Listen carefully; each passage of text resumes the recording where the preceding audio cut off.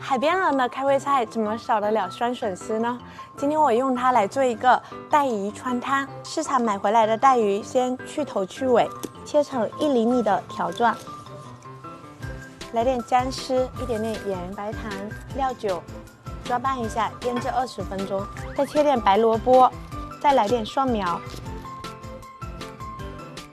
爱吃辣的还可以切点黄辣椒。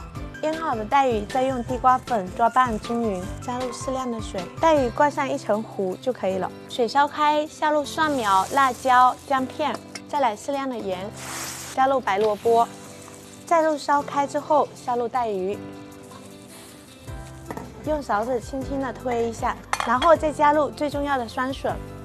再加入鸡精、白糖、味精调味就可以了，勾个薄芡就可以出锅了。这样一道开胃的酸笋带鱼汤就出锅了。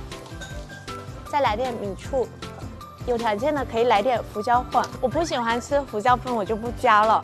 你们学会了吗？赶紧来交作业哦！